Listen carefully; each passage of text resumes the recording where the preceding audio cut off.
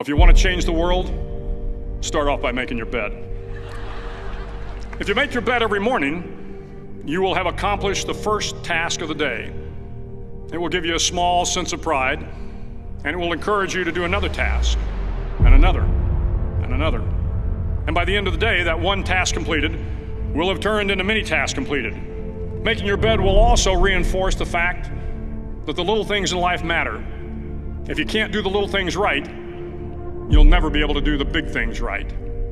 And if by chance you have a miserable day, you will come home to a bed that is made, that you made.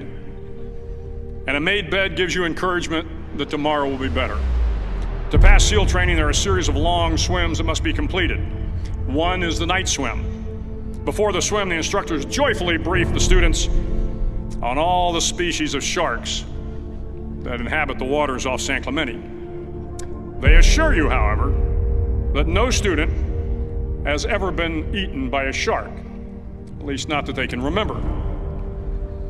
But you are also taught that if a shark begins to circle your position, stand your ground. Do not swim away. Do not act afraid.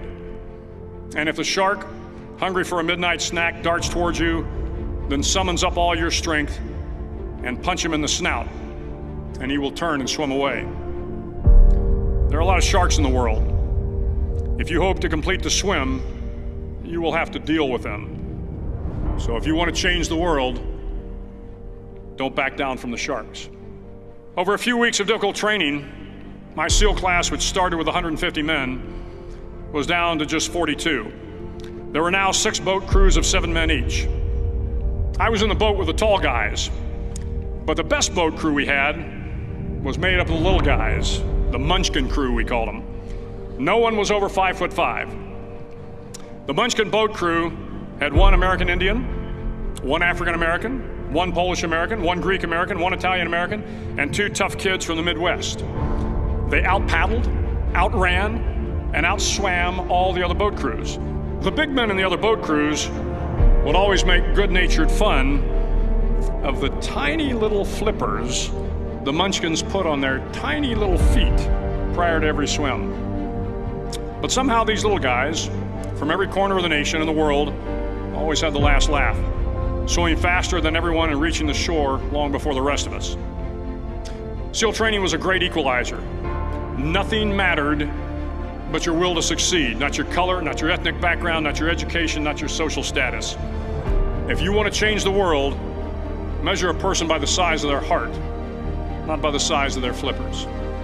The 9th week of training is referred to as Hell Week. It is 6 days of no sleep, constant physical and mental harassment, and 1 special day at the Mud Flats.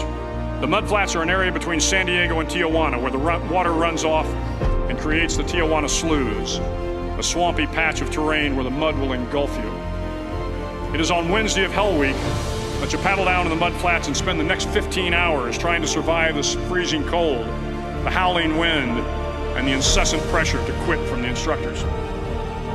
As the sun began to set that Wednesday evening, my training class, having committed some egregious infraction of the rules, was ordered into the mud. The mud consumed each man till there was nothing visible but our heads. The instructors told us we could leave the mud if only 5 men would quit. Only 5 men, just 5 men, and we could get out of the oppressive cold. Looking around the mud flat, it was apparent that some students were about to give up. It was still over 8 hours till the sun came up. 8 more hours of bone-chilling cold. The chattering teeth and the shivering moans of the trainees were so loud, it was hard to hear anything. And then one voice began to echo through the night. One voice raised in song. The song was terribly out of tune, but sung with great enthusiasm. One voice became 2, and 2 became 3, and before long, everyone in the class was singing. The instructors threatened us with more time in the mud if we kept up the singing, but the singing persisted, and somehow the mud seemed a little warmer, and the wind a little tamer, and the dawn not so far away.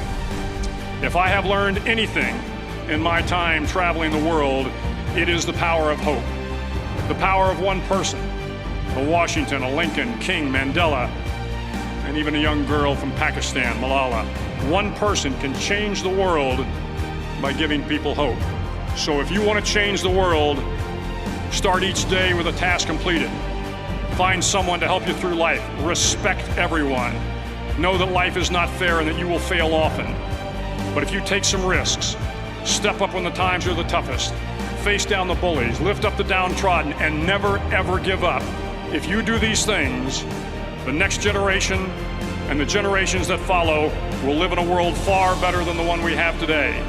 And what started here will indeed have changed the world for the better.